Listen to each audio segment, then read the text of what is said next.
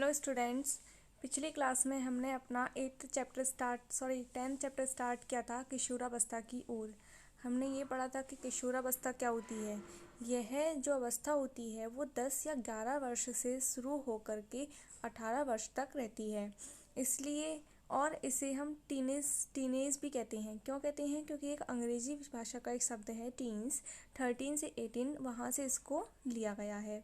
किशोरावस्था जब शुरू होती है किसी व्यक्ति की, उस दौरान उसके शरीर में, यानी कि मनुष्य का जो शरीर होता है उसके शरीर में काफ़ी सारे परिवर्तन आते हैं, जो परिवर्तन होते हैं वो उसके यौवनारंभ का क्या देते हैं, संकेत देते हैं कि जो लड़का है या लड़की है उनमें क्या हो रहा है कि वो यौवन की ओर बढ़ रही हैं, यानी कि यानी कि वो युवा हो रहे हैं। इसके बारे में वो बताते हैं। इनमें होता क्या है, अक्सर इनमें जनन क्षमता का विकास होता है। किशोर की जनन परिपक्वता के साथ ही यौवनारंभ क्या हो जाती है, समाप्त हो जाती है। जब इनकी जनन क्षमता में पूर्ण रूप से परिपक्वता आ जाती है तब उनका यौवनारंभ जो होता है वो क्या होता है, समाप्त हो जाता है। और वो क्या पूर्ण रूप से क्या हो जाते हैं, वयस्क हो जाते हैं, युवा हो जाते हैं। इसमें होने वाले परिवर्तन क्या हैं, हमने इसमें होने वाले परिवर्तनों में सबसे पहले हमने लंबाई के बारे में पढ़ा था कि जो लंबाई होती है वो तेज़ी से बढ़ने लगती है। जैसे कि जब कोई मनुष्य, कोई लड़का या कोई भी लड़की जब 10 से 11 वर्ष की आयु की ओर बढ़ती है तब उसकी जो लंबाई होती है, जो पहले उसकी लंबाई बढ़ रही थी उसकी तुलना में उसकी जो लंबाई होती है वो बहुत तेज़ी से बढ़ने लगती है।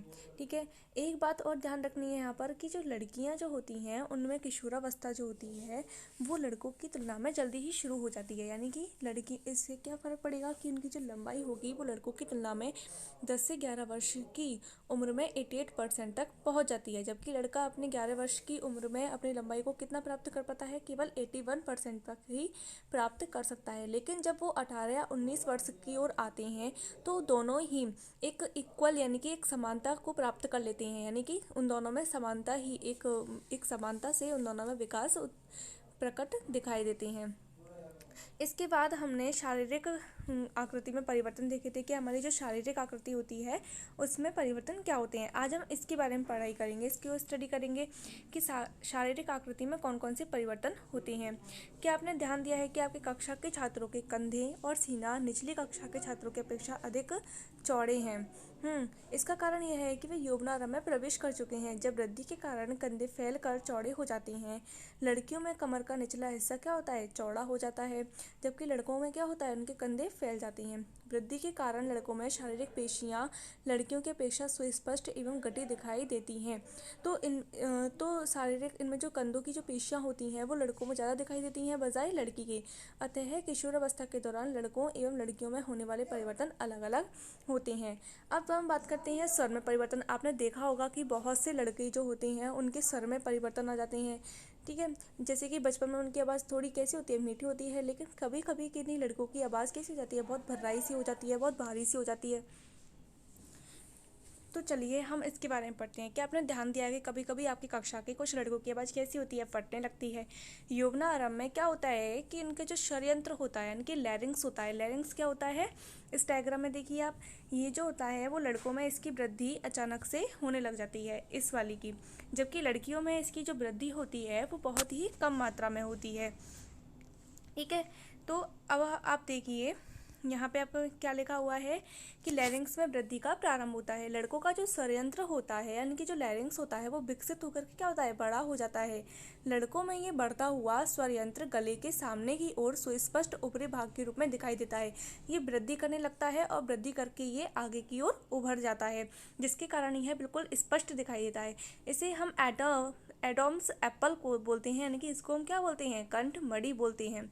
लड़कियों में जो षड्यंत्र होता है वो कैसा होता है, छोटा होता है बजाय लड़कों के, यानी कि इतनी वृद्धि नहीं कर पाता है वो। अतः बाहर से सामान्यतः दिखाई नहीं देता, जबकि लड़कों में यह सामान्यतः दिखाई देता है, लड़कियों में दिखाई नहीं देता। क्यों नहीं दिखाई देता, क्योंकि उनमें जो षड्यंत्र होता है वो लड़कों की अपेक्षा छोटा होता है, उनमें वृद्धि नहीं होती है। सामान्यतः लड़कियों का स्वर उच्च तारत्व वाला होता है, जबकि लड़कों का स्वर कैसा होता है, गहरा होता है, जबकि लड़कियों का कैसा होता है, उच्च तारत्व वाला होता है। किशोर लड़कों में कभी कभी स्वयंत्र की पेशियों में अनियंत्रित वृद्धि हो जाती है। कभी कभार क्या होता है कि जो किशोर लड़के होते हैं उनमें कभी कभी जो उनकी स्वर यंत्र की जो पेशी होती है यानी कि मसल्स होती हैं उनमें कुछ नियंत्रित वृद्धि ना होकर के अनियंत्रित वृद्धि हो जाती है। मतलब किसी किसी में तो किसी स्थान तक ही किसी जगह तक ही वृद्धि होती है, लेकिन किसी किसी में उससे ज़्यादा वृद्धि हो जाती है। इसके कारण क्या होता है, उनकी जो आवाज़ होती है वो फटने लग जाती है, भर्राने लग जाती है। यह स्थिति कुछ दिनों के बाद अथवा कुछ सप्ताह तक बनी रह सकती है, जिसके बाद स्वर सामान्य हो जाता है।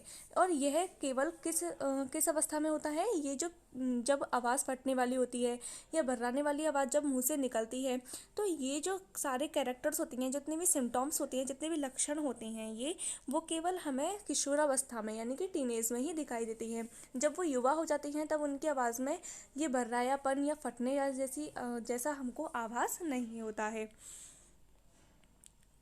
अब हम बात करते हैं स्वेद और तेल ग्रंथियों की क्रियाशीलता में वृद्धि के बारे में कि उनमें क्या क्या वृद्धि होती है। यहाँ पर बूझो ने एक क्वेश्चन पूछा है, मेरे अनेक सहपाठियों की फटी आवाज़ है, अब मैं जान गया हूँ कि ऐसा क्यों है।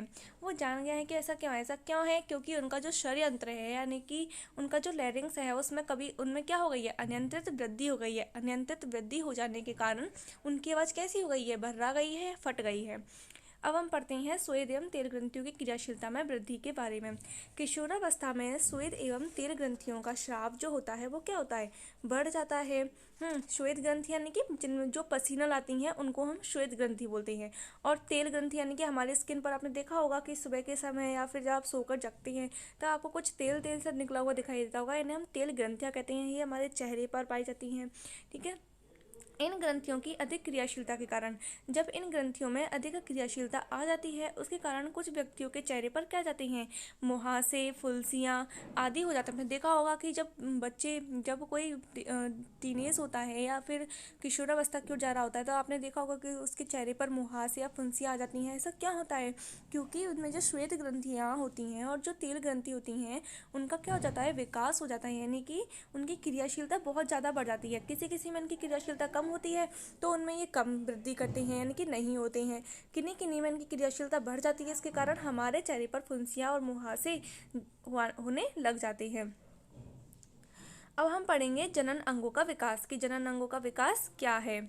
पिछले अध्याय में हमने चित्र 9.1 एवं 9.3 में दर्शाए गए मानव जननांगों का पुनर्पुरावलोकन कीजिए। यानी कि आपके पिछले अध्याय में 90 चैप्टर में आपको 9.1 से 9.3 तक के डायग्राम देखने हैं, जिसमें आपको नर जननांग के बारे में दिखाया गया है, मादा जननांग के बारे में दिखाया गया है ना। 9.1 वाले आपके डायग्राम में नर जननांग के बारे में दिखाया गया है और 9.2 में आपको मादा जननांग के बारे में दिखाया गया है। उनको आपको दोबारा से देखना है। यौवनारंभ में नर जननांग जैसे कि वृषण एवं शिशन पूर्णतः विकसित हो जाती है। आप अपनी बुक को खोल के देखिए, उसमें डायग्राम देखिए, उसमें जो एक लंबी सी जो संरचना होती है जैसे हम शिशन कहते हैं वो, और जो वृषण होती हैं वो उनका क्या हो जाता है, पूर्ण रूप से विकास हो जाता है, वो पूर्ण रूप से विकसित हो जाती हैं। वृषण से किसका उत्पादन होता है, शुक्राणुओं का उत्पादन भी प्रारंभ हो जाता है। जबकि लड़कियों में क्या परिवर्तन आते हैं, लड़कियों में अंडाशय साइज में वृद्धि हो जाती है। यानी कि बचपन में जब लड़कियां होती हैं, छोटी होती हैं, बच्ची होती हैं, तब उनका ये जो पार्ट होती हैं, जननांग जो होती हैं, वो इतने विकसित नहीं हो पाते हैं। लेकिन किशोरावस्था में आने पर वो इतने मतलब उनमें वृद्धि हो जाती है। तो लड़कियों में क्या क्या परिवर्तन आती हैं किशोरावस्था में, कि उनका जो अंडाशय होता है वो साइज़ में वृद्धि हो जाती है और उनके जो अंड होते हैं वो परिपक्व होने लग जाते हैं। अंडाशय से अंडाणुओं का निर्मोचन भी प्रारंभ हो जाता है।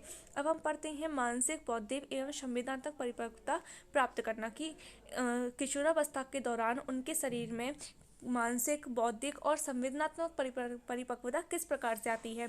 किशोरावस्था व्यक्ति के सोचने के ढंग में परिवर्तन की अवधि भी है। यानी कि किशोरावस्था में क्या होता है, उनकी मानसिक स्थिति पर भी प्रभाव पड़ता है। मनुष्य जब कोई व्यक्ति या बालक किशोरावस्था में पहुंचता है तब उसकी मानसिक स्थिति पर भी प्रभाव पड़ता है। पहले की अपेक्षा किशोर अधिक स्वतंत्र एवं अपने प्रति अधिक सचेत होता है, यानी कि वो अपने बारे में सोचने लगता है। उसमें बौद्धिक विकास भी होता है तथा वे सोचने विचारने में काफ़ी समय लेते हैं।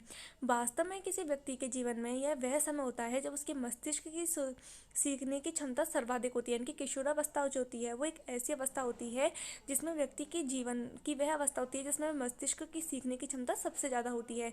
कभी कभी यद्यपि जो किशोर होते हैं वो शारीरिक एवं मानसिक परिवर्तनों के प्रति अपने आप को ढालने के लिए प्रयास करता हुआ स्वयं को असुरक्षित महसूस करता है। यानी कि क्या होता है कि उनमें जब ये परिवर्तन होते हैं, उनमें कोई शारीरिक परिवर्तन होते हैं, मानसिक परिवर्तन होते हैं, बौद्धिक परिवर्तन होते हैं, तो उनको ढालने का जब वो प्रयास करता है तो वो स्वयं को क्या असुरक्षित महसूस करता है। लेकिन किशोर होने के नाते आपको समझना चाहिए कि असुरक्षित महसूस करने का कोई कारण नहीं है। ये परिवर्तन प्राकृतिक हैं जो कि शारीरिक वृद्धि के कारण उत्पन्न हो रहे हैं। यानी कि आपको ऐसा लगेगा किशोरावस्था में यदि आप किसी से झगड़ा कर रहे हैं तो आपको ऐसा लगेगा कि ये इनको मेरी कोई परवाह नहीं है, ये मेरे बारे में कुछ सोचते नहीं हैं, तो ये इस तरीके से क्या करते हैं, अपने आप को असुरक्षित महसूस करते हैं। लेकिन ऐसा होता नहीं है। ये केवल किशोरावस्था के दौरान हमारे शरीर में या किसी व्यक्ति के शरीर में या किसी बालक या बालिका के शरीर में होने वाले मानसिक बौद्धिक परिवर्तन होते हैं। अब हम गौड़ लैंगिक लक्षणों के बारे में पढ़ेंगे। आपने 9th चैप्टर में पढ़ चुके हैं कि वृषण एवं अंडाशय क्या है, जनन अंग है। वृषण जो है वो नर जनन अंग है, जबकि जो अंडाशय है वो मादा जनन अंग है। वे युग्मक अर्थात शुक्राणु और अंडाणु उत्पन्न करते हैं। युवावस्था में लड़कियों में स्तनों का विकास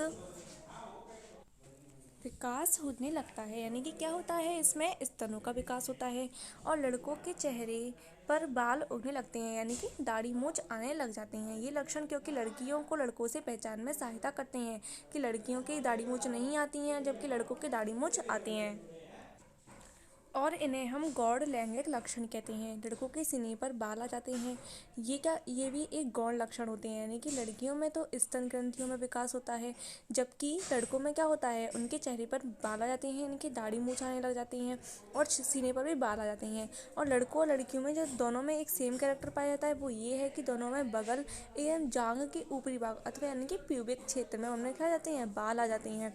बूझो अथवा पहेली दोनों ही जानना चाहते हैं कि यौवनारंभ में होने वाले इन परिवर्तनों का प्रारंभ कौन करता है। इसे हम अपनी नेक्स्ट क्लास में स्टडी करेंगे। तब तक आप इसे यहीं तक पढ़िएगा। Thank you very much.